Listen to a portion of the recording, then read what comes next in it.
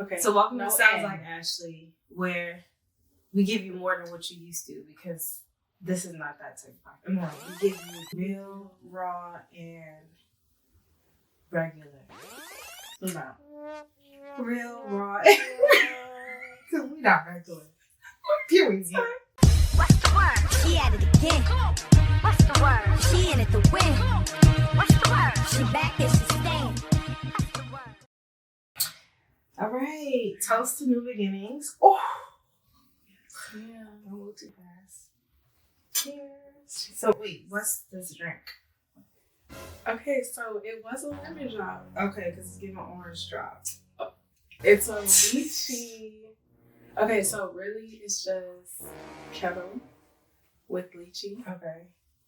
Orange blossom honey. Okay, well, you always doing something. I know, like, I you could have know. just No, lime juice. You OD. No, I You didn't. OD. It's You fine. just kept it a lovely job. Yeah. Because I'm like, But you see how much lip you got on the glass? You see how much lip I don't have on the glass? that's crazy. How did you? Mhm. What? Girl, I'm a I've been classy trying. shipper. See, are you? The whole world's just hurt.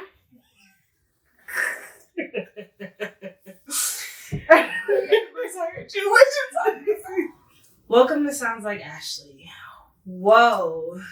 It's like, that feels so good to say because this has been like long in coming. Yeah, for Yeah. sure. Yeah. Been talking about it for a while. We don't really have no plan for this episode. We just gonna flow. I don't know. You ever heard of like that saying where actually I don't even know if it's a saying, but sometimes you just gotta put one foot in front of the other. Yeah. I'm a perfectionist. I try to get everything perfect. I had everything planned out for what I want to talk about, but I'm like, you know what? This is the first episode. Let's just keep it real. Just keep it raw. Yeah, Right? for sure. Why worry about it? Just do it. Why is your voice different? I'm trying not to be too loud. I feel like every time we recorded, every time I spoke, it was like, just be regular. okay. So, cut. Who am I? Right? I am so many different things. First and foremost, I am a child of God. What? Always. Yes. Always. And then I'm a wife. I'm a mother. I'm a sister. I'm a daughter. We love it. And I'm a cousin. Hey! But favorite cousin. for the longest time, like I always had on my hands, like social media handles, like all of the above, because I never really fit in a box. Like Yeah. I am all of those things, but I can't say that I'm like the conventional mom, conventional wife, conventional daughter. Like I'm just like a surprise. Like you just never know what you're gonna get on any single day. Like I'm so many different things. I feel so many different things. I have been so many different people. And yeah. Let's talk about why I call it Sounds Like Ashly. Yeah. Yeah. I'd love to. Okay. So I've had that handle for a long time, like probably about like a good 16 years. Dang, I'm lying. Yeah, no. Really? 15 years. About 15. Pretty close. Like IG, like. It wasn't, no. IG was not around. But I think my first Twitter name. MySpace? Yeah. Oh. Well, actually, I take it back. Maybe a little bit less time than that. But at one point, I had dreams of being like a sports broadcaster or like blogging and talking about music. And I did start a couple of blogs and websites and stuff. And I was always Sounds Like Ashly. And I spent a little time like doing internships and stuff at, broadcasting companies. But yeah, I just wanted to be known as Sounds Like Ashly because like you just don't know what's gonna come out of my mouth. Like That is so true. you don't. Like at any given time. So yeah, like sounds like me. Like and I think too, like I've also we're gonna get into that like in some further episodes, but I feel like I'm always the person that like you either really love me or you really hate me. Like, I never had an in-between. Like, even people that once, you know, loved me to death, like, they can't just be normal. Exactly. Like, it goes from love to hate. Like, I don't know. I just feel like, ooh, we're going to talk about that. Yeah, like, I don't know. Great. I'm glad you mentioned that. Yeah, and maybe I agree wholeheartedly. Yeah. So I say Sounds Like Ashley because it's like a way to celebrate myself. Like, I am who I am, and I love who I am. Mm-hmm. And I appreciate everything that I am, right? Mm-hmm. But I also, like, for the people who, like, my voice or what I say or my presence, like, grinds their gears, like, yeah, I want you to know it sounds like me. Sounds like Ashley. Like, yeah. Dig it in. Yeah. I'm here. Everywhere. You are hilarious, dog. Like, okay, but yeah, so yeah, that's a long-winded answer, but I can cut it up. Mm-hmm. Okay, so yeah. Okay. Let's dive into, since that's already been brought up, let's dive straight into that topic of it's either love or hate. Mm-hmm. There's no in between. Yeah, you know, I think that I don't know. I'm gonna get real spiritual real quick. Like, I have saved in my phone the story of Joseph in the Bible. Okay. Right? And I think that, you know, and I'm gonna, you know, quote the Bible again, but to whom much is given, like, you know, much is required. And Joseph was put through so much adversity, right? Mm-hmm. Because he had this blessing down the road where he was going to be king. Mm-hmm. But in order to get to that next level, you have to be tried, right? You have to test your faith. Yeah. Like, in so many ways. You have to be you're forced to grow. Your resilience is right. tested. You have to face humility, right? And I think that, I don't know, I'd like to say I'm like one of God's chosen ones. Like, I feel like I'm highly favored, and I feel like if I'm going to claim that, I also have to be comfortable with knowing that I am going to be faced with people who are going to give me trials, who are going to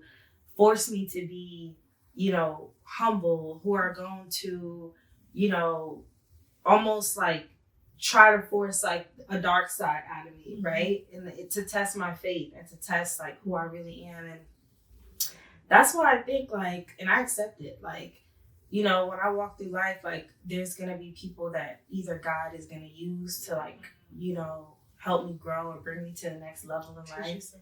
And there's people who are there to stretch me, right? Yeah. And I feel like, you know, and everybody has their own blessings, but I just feel like when I hear people talk about their testimonies, and I'm talking about people who have made it, people who have so much going for themselves and who are so happy, like they always have the same like experience. Like, yeah, people either love me or they hate me. I don't know, something about the spirit. When you walk in the room and your spirit is pure and somebody's spirit is not pure, and I'm not saying that they're the devil, right? It disturbs but them. When they're not comfortable with who they are or even their own spirituality, and you walk through that room,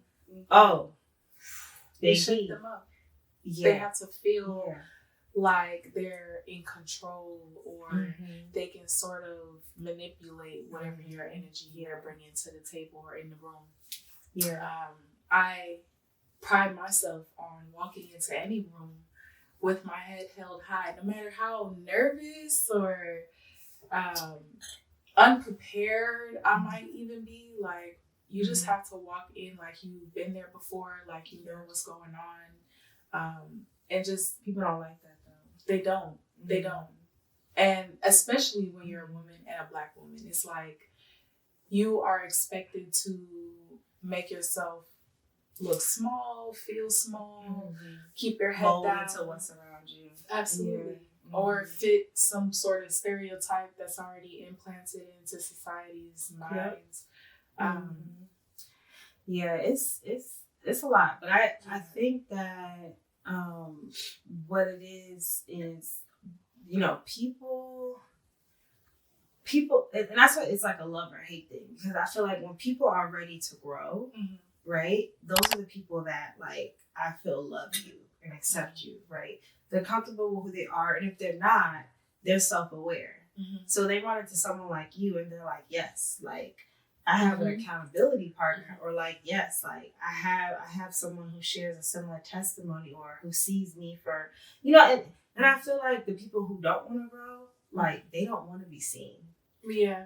They don't want to be seen. So like your self-awareness, your confidence, your spirituality makes them uncomfortable. Absolutely. Right? So a lot of the times when people say like, sometimes it's not even about you, like that's not you not taking accountability for your actions, because you still can, right? But someone who's committed to not liking you, it does not matter what you do. It don't matter how much accountability you take. Yourself. They will find a reason. Absolutely. Right? To not like you. Because whatever it is in their spirit that's making them boil, like they want to find reason for it. Absolutely. Instead of just looking within and asking like, where's my spirit right now? For sure. Your mind is already made up. Yeah. I have, and I think many people can relate, I have had the unfortunate habit of trying to fix or analyze these sort of people in these situations and these relationships when from what I've learned is that it's not even worth doing all of that. Yeah. For the most part, in the long run, it's so much more worth it to just preserve your peace, your sense of self, your sense of identity, your comfortability. Like the moment you let somebody shake that up, let me tell you, it's a domino effect. No. Yeah. When I've tried to reach back and help people who weren't ready to grow or weren't ready to just have some type of self-awareness, it turned into resentment. Like, because all of a sudden it's like I became a mirror for like where they were not. Mm-hmm. And it don't matter how much you love that person, like that switch is crazy. And like for that reason alone, like I might listen to somebody, but I'm in that point in time in my life where like, honey, if you don't have that awareness and you're not ready to grow, like my boundary goes up because I'm not going to care more than you care. Absolutely. That's where people get messed up. Yeah, I'm not going to do that. I used to do that. Boy, I used to do that. I used to think that I was like a soldier. Like I'm riding for my friends. I'm riding for my folks. Like this is loyalty. I'm loyal. Them some people ain't going to be loyal to you, honey. And they ain't going to be loyal to every single time the true colors show. And it's like, it's only a certain amount of times that you allow that to keep happening before you just finally learn that lesson. And you're like, I have to stop it before I keep going in the same cycle. Yeah. It's no good to repeat the same pain over and over and over. But let's talk about where that comes from, though. Like, because I had to ask myself, like, I always find myself like in situations like from freshman year of college to like early adulthood, like why are the people that I'm riding for, right? Like where does the flip happen? Like why am I into it with them? Like when I thought it was nothing but love, right? Mm-hmm. And I had to ask myself, like, well, why do you always attract and keep broken people, right? Projects, right? Because now I'm looking at the basis of our friendship is how much I'm helping you, right? But is that a friendship? Because I heard something the other day, it was like, make sure that when you come to somebody and ask them to pour into you, you can pour right back, right? You have something to give. Exactly. So, yeah, I used to pour into people, and I had a girl living in my college apartment wearing my clothes, honey. And when I tell her, look, it's time to go, like my mom's allowance can't cover both me and you eating this week. Honey, using up all the toilet paper? Oh, man, she tried to fight me. She tried to fight me. When I say, not even just fight me, when I say this girl blew up my phone. Like she was calling for, I don't even think apps were like, this was like 2010. Like I don't know if apps was going like how it is now, but I was getting numbers from probably every single damn like free area code in the United States of America. She was crazy. For days. Bonkers. Days. I mean, probably about 50, 60 calls a day. What? I was like, yo, where does that come from? Like, you just was just sleeping on my couch. Honestly, it's not even, I don't even think it came from anywhere. It was always there. It's, these are those type of people. Mm-hmm. It's always in there. It's just something that has to fester and boil over. Yeah. And once they find that one thing that they can be mad at you about, everything, how they feeling, just it comes out. It comes out. It's a volcano. Like as soon as you throw that one rock. Like in retrospect though, I laugh about that because I'm just like, that was like I was like 20 years old, like broke. Mm-hmm. Like splitting, like I think my mom was giving me like $50 a week. And still doing what you can for somebody else. I mean, gas was like $1 something. I mean, I had to put gas. I had to like get food, like $50 a week, and you eating out of my college fridge. But anyway, she tried to fight me over like a Walmart lamp that she had at the house. It was the craziest thing in the world. But anyway, that's so far in the past. Like I don't even, but like it's funny though, because I use that story a lot when I talk to people, because I'm like, you cannot sit there and like try to help everybody. No. Because look at them, like if they're not helping themselves, what are you doing? That same person is going to turn around and bite you, you know? But anyway, I think what I was trying to say is, why was I attracting that? Or like, why did I like to be in that position, right? And I think, like, as someone who comes across very strong or whatever, and I think everybody has their own strengths in different areas. I think I come across strong because I am strong-minded, right? But I think because of that, like, a lot of people don't turn around and ask you if you need help. Like, you've had to figure out a lot of stuff on your own. And because I've had to figure out a lot of stuff on my own, not because I didn't have people around me, but because the people around me assumed I got it, right? I naturally love to help people, right? But I think, like, someone said it's like what you didn't receive is like your love language now or whatever. Like, so I think that was my way of expressing love, was helping people, because no one used to turn around and ask me if I wanted help. When I realized that, I cut that out, like, and those days was over. It's important that you let something like that go, because where you are right now in life, like, you can't afford to be giving away to charity. Like, you have a kid, you have a husband, a family to build. Like, that's a lot, and it takes a lot. And it takes a lot of you. Like, I don't think, you don't have. I'm like a pizza pie every day.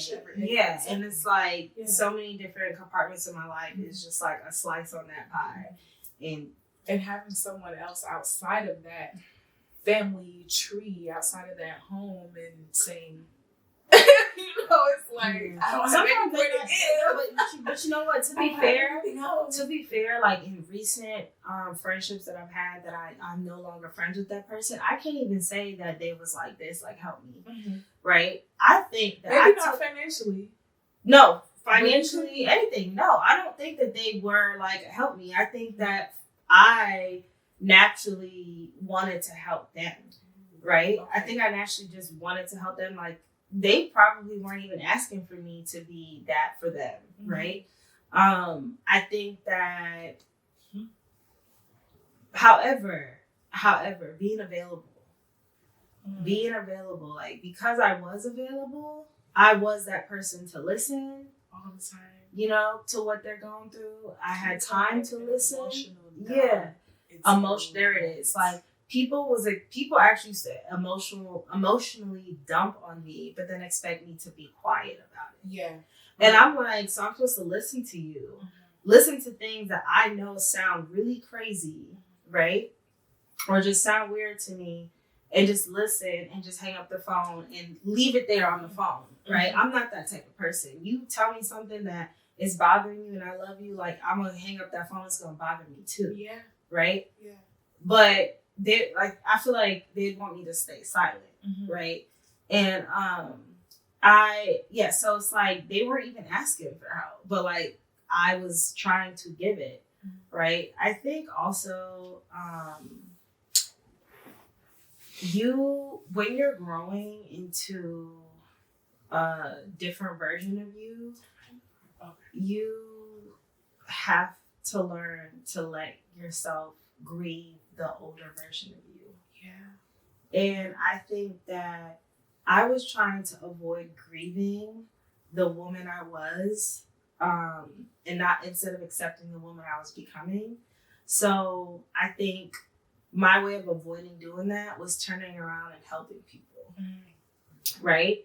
Not realizing that, like, it's getting weird because you're not the same person. Like, it's getting harder and harder to listen. And it's like the harder it was to listen, the more I wanted to help. I cannot even explain it, right? It's because I did not, and subconsciously, it's like maybe because it's like I did not want to grow and leave you. Right. I wanted to find a way to pull you with me. Yeah, I wanted to find a way to make sure that in this next version of my life, you still fit. You're still there somehow. Yeah, but you gotta let, like, you cannot put a square in a circle. You can't fit. Yeah. It just doesn't work. Yeah. It doesn't work. I mean, it is what it is, like growing pains, you know. Yeah. But that's something that I honestly still struggle with. Or I wouldn't even say struggle with because I have acknowledged it, but it's more so a learning curve for me. Like, I know it's there. I know that it's a problem. But in real time, it's hard for me to identify it. And I found myself looking back at instances between friends, relationships, family members where I'm like, I probably shouldn't have let that slide. Maybe I should have addressed this differently. Maybe I should have stood my ground on whatever I felt in the moment.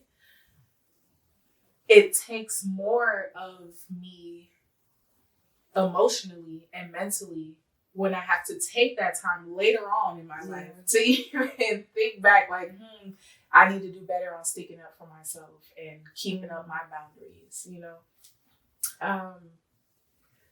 The idea of trying to keep a friend at my pace in life, I feel like also speaks to a selfishness that my father identified in me at a young age. And he's like, you have a deep selfish way about you where you don't even think about it. You just do selfish things. And for example, a moment he recognized it was when I finally had my little freedom, my first checks, I started using Uber Eats. I would Uber eat myself dinner and not even ask anybody else in the house if they wanted to eat. Yeah. Or if they, Yeah. So he's like, you don't even consider the people around you sometimes. And I'm like, how old were you though? I might have been like 16 at the time. So I was old enough to. Selfish. Exactly.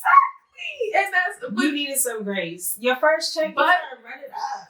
But exactly. But I like to toot my own horn and say that I was a very advanced child. So by the time I was 16, I understood things like that. So it was like, but it was subconscious. It was more so like, oh, okay, you're right. That is selfish. Yeah. Thinking back, I definitely got on my phone and didn't think about anybody else, But going back to my original point of it made me realize that I do have a deeper selfish way about me where I'm always thinking I'm the main character, and the pace at which my life is going and the things that I need and I'm experiencing, I expect my friends to just always be able to be there for me through it all and understand and be able to evolve with me at that pace. Oh, you said it. You know what? I think that that definitely was something that I was doing too. Yeah. Like, I just expected, like, if I figured this out by now, like, you should figure it out by now, right? Why don't you know this? Right. But like you said, I think you kind of was forced to grow up. Like, that adversity that I talked about earlier, like, sometimes when I look at the people that I was speaking to, that I was thinking, like, well, why don't you figure it out by now? Like, I had faced, like, I wouldn't say more adversity, just different adversity, like, where I was kind of, I think from a social standpoint, I can't really say, like, family or anything like that, but from a social standpoint, I faced a lot of adversity. So, like, I understood, like, the way that females could be, like, I understood, like, how men could, like, make you feel like you're delusional, like, you know what I'm saying? Like, so it's like, I got to the point where I was like, girl, like, what are you talking about here? Like, we know this, right? But people weren't, like, people grow at their own time. Exactly. You know? You never know what another person's field of experience is in their entire life. Yeah. But even aside from, like, setting boundaries where you feel like you might be growing and your friends not growing at the same pace as you, and, like, you know, and obviously you grow different parts of life. Like, so at one point you might be, you know, ahead in the growth area, and one time you might be behind the growth area, but whatever. I think that aside from just those growing pains, like, there's just a spiritual layer that, like, I can't shake. Like, it's like, I get to a point where I feel like someone's spirit is, like, uneasy about me, or, like, there's something that's just in them that, you know, about me. Like, I get to the point where, like, I can't even, like, look you in the eye. I can't even, like, be around you. Or, like, I don't even want to talk on the phone. Like, I try to be, like, avoidant, right? Because I could just feel that energy, right? And that shift. And unfortunately, over the last 3 years of my life, like, a lot of the different milestones I've reached, have felt that, like, at every milestone. Like, and yeah, it's been really, we're going to talk about that. We're going to talk about that in another episode. Yeah, we're going to get into that. But anyway, let's pull it back because we got really deep. Let's pull it back because we got to close this off. Okay. I mean, I think the conversation was going really well. What?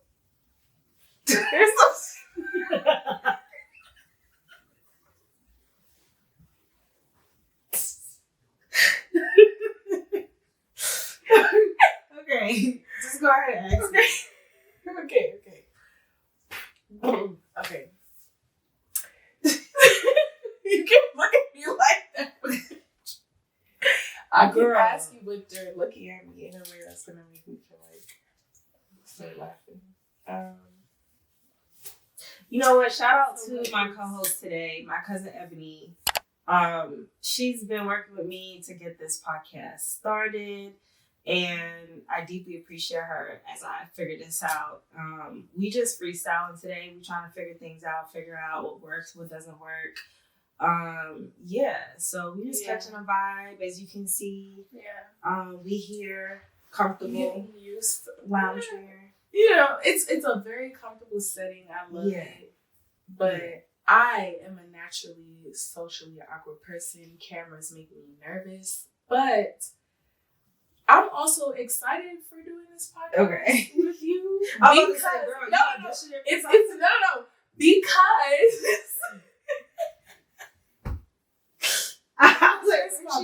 this is my baggy stakeholder. Okay. But I'm very excited to do the podcast with you because I am eager to see how I develop on camera. Okay. I'm eager to see how you develop on, like, the whole thing. Yeah. The whole thing. Yeah, and you need to be on your content shit because a homegirl does nails and the content needs to be coming in. Okay?